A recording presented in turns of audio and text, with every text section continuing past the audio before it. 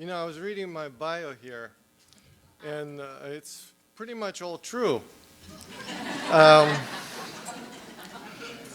but you're probably thinking, you know, here's a ballet master, former athlete. Yeah, it's easy for him to deal with Parkinson's. Well, I just want to dispel that myth. You know, I'm just like everyone else with Parkinson's. Well, maybe I just have a little tighter butt muscles because of all the ballet dancing.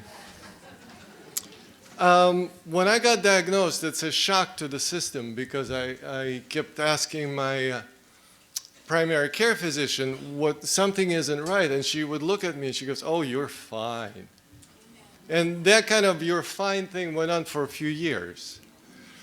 And then I started to ask, well, shouldn't I see a doctor that maybe has similar symptoms? You know, who knows, maybe it's Parkinson's. And she found a doctor for me who has Parkinson's. Unfortunately, it was a proctologist.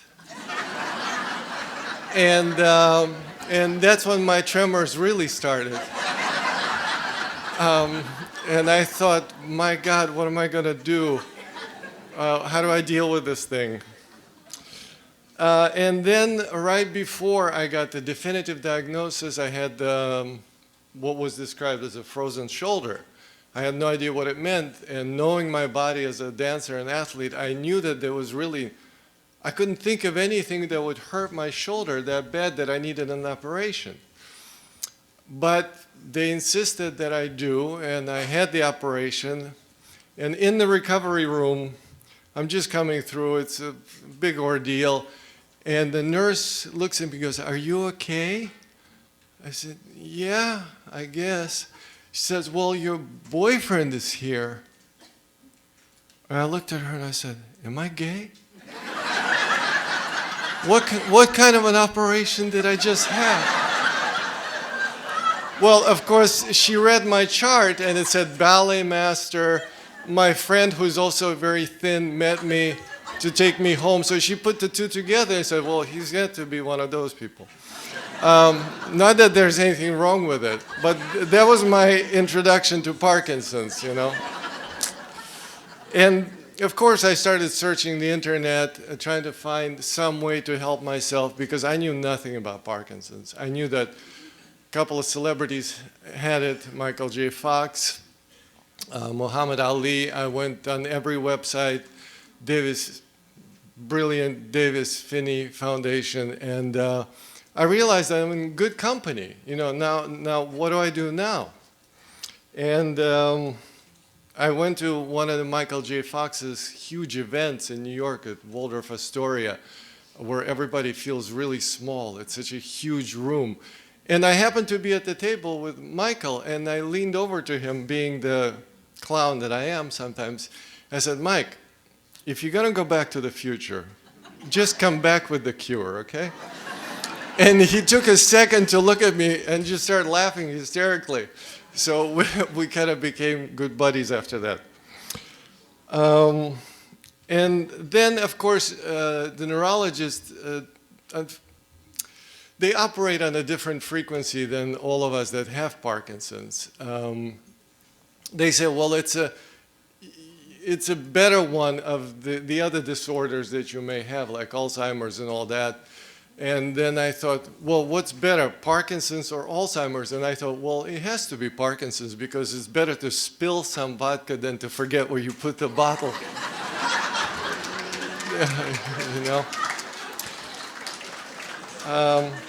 And now, of course, we have all sorts of great remedies. You know, we have, and that's what my first neurologist said, we have great medications. Well, I had no idea they come with severe side effects like gambling and shoplifting and all sorts of other wonderful things. And now we have medical marijuana. I don't know whether to eat it or smoke it. I'm completely confused, so I haven't tried it yet. You know, every one of these events, everyone who speaks and ends up here where I am right now, pretty much says one thing that's an underlying theme of all of this, is that it's a challenge, but what does that mean? Well, what it really means is that if we truly want to win some normalcy from Parkinson's, is that we have to be incredibly disciplined. Nothing good happens to us if we decide to have a few donuts for breakfast, never work out, have some ice cream for lunch, and so on and so forth. We literally have to become kind of like superhumans. People with Parkinson's are special for many reasons, and discipline sometimes is not one of them.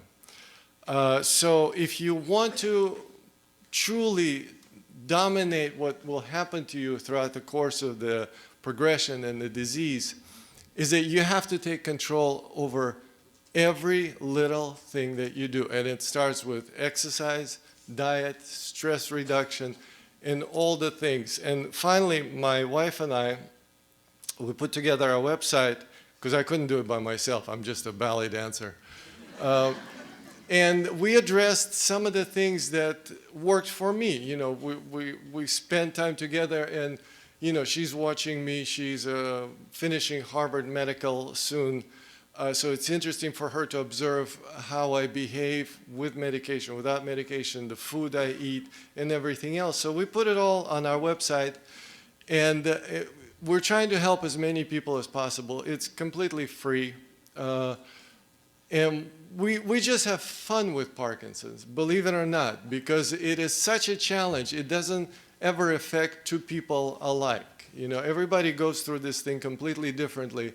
And that's why neurologists are having a hard time prescribing anything for us, because there's really, aside from the medications and dropping a notion like, oh, you should exercise. Well, I've asked the doctors, what do you mean by that? And they said, what do you mean? I said, no, I'm asking you what you... And I wanted to help. There's a huge center that I used to go to in Manhattan that deals with Parkinson's. And I said, you know, I think I'm making progress because my symptoms are kind of going away. And instead of being really excited, she goes, uh-huh. Yeah, come back in 6 months. So I haven't been to a neurologist in a really long time, you know, because it's all about touching the nose, touching their nose, and $800 later, I've touched their nose. And I said, you know what, for half price, you can touch anything on me that you want.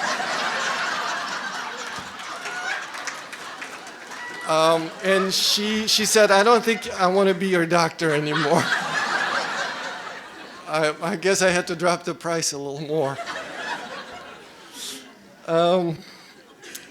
Discipline is a weird thing. We all going to run out of here today and join the health club.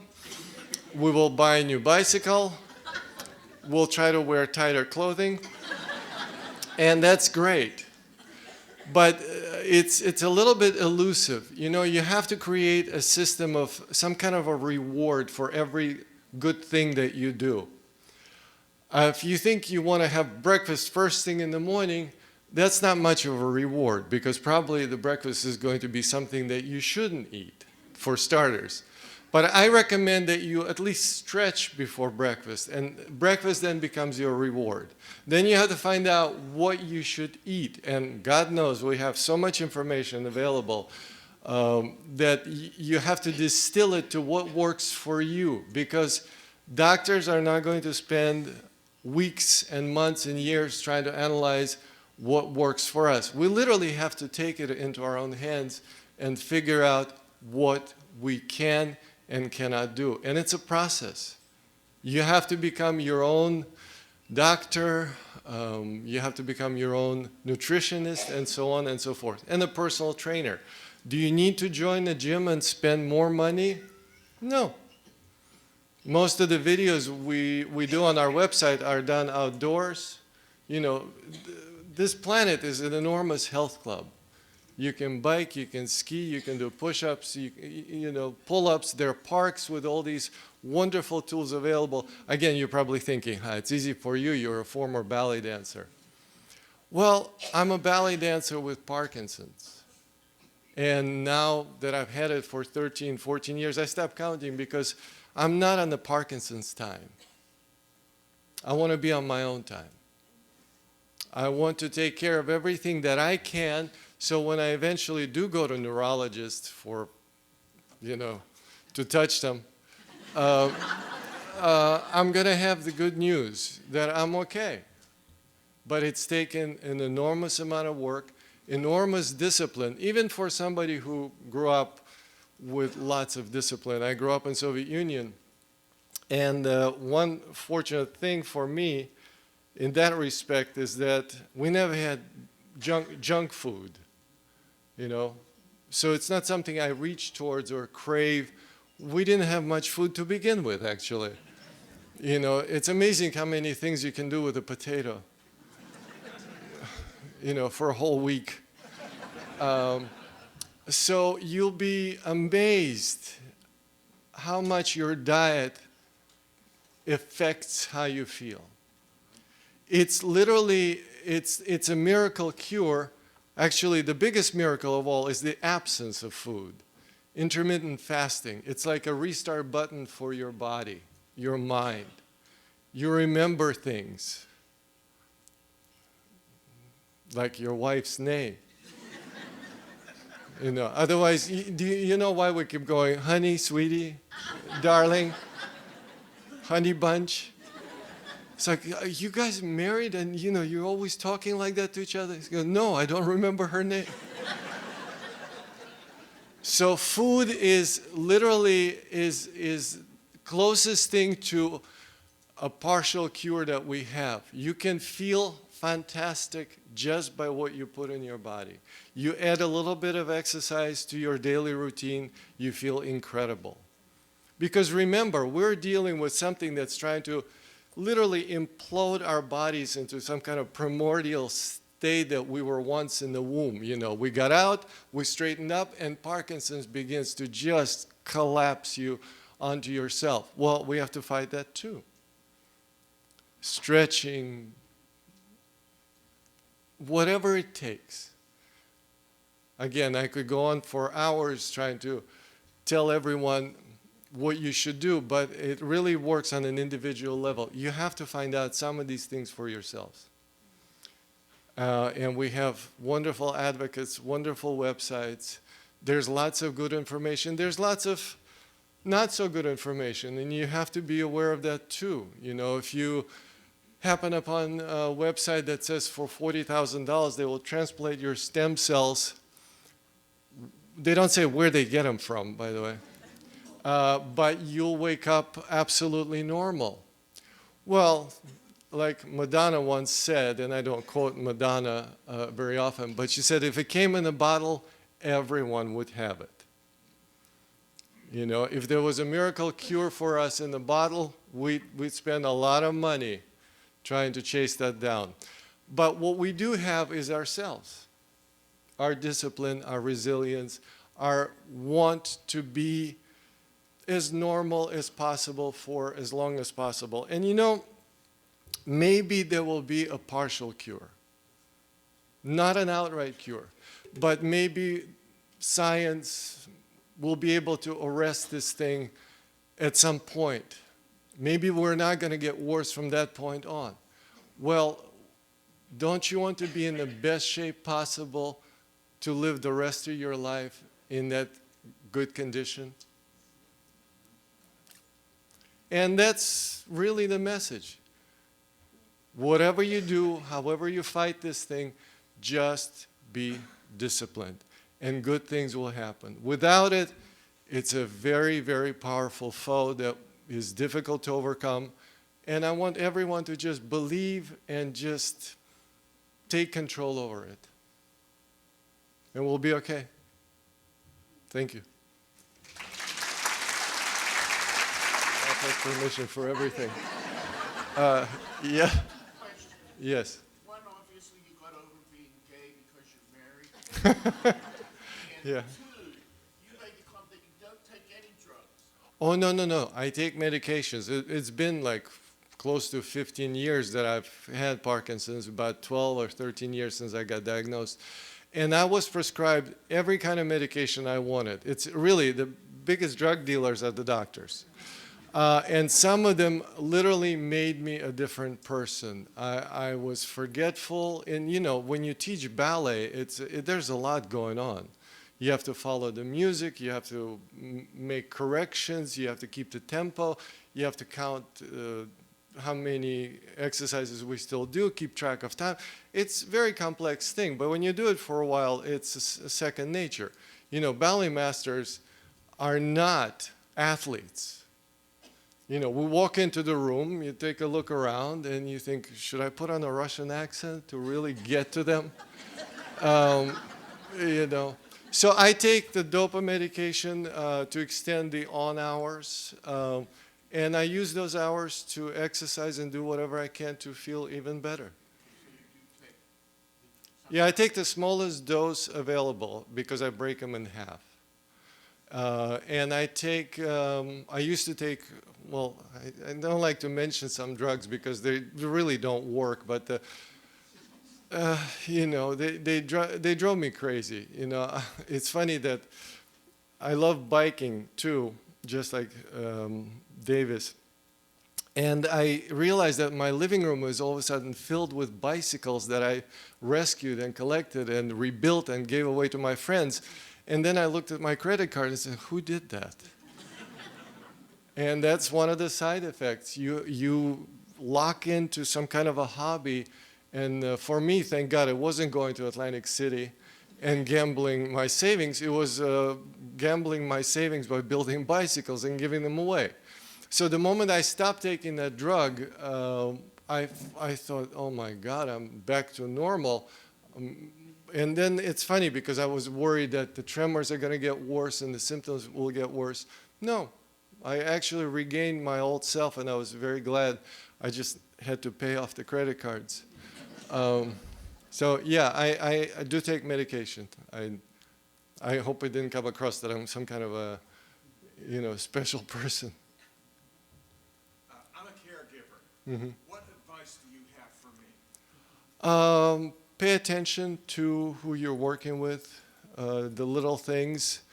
When they, you know, I teach class for Parkinson's. Is one of the most difficult things was to figure out how to catch some people that are falling. And I realized that it's going to be a lot of work how to accommodate as many people as possible that can do the exercises, do the class, and get something out of it, because everyone's condition is literally so different. I've never met two people alike who have Parkinson's. You know, it is a very, very elusive and complex disease.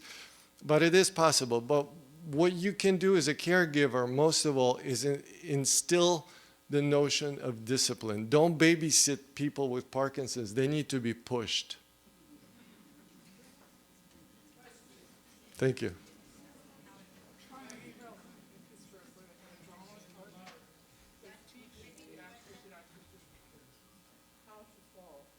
They teach you how to fall? Repeat the question, please. Go ahead. Just a second. Well, you know, learning how to fall, that's usually a drama class. So I recommend it when I was teaching those classes, when I was just starting out trying to figure out how to do it.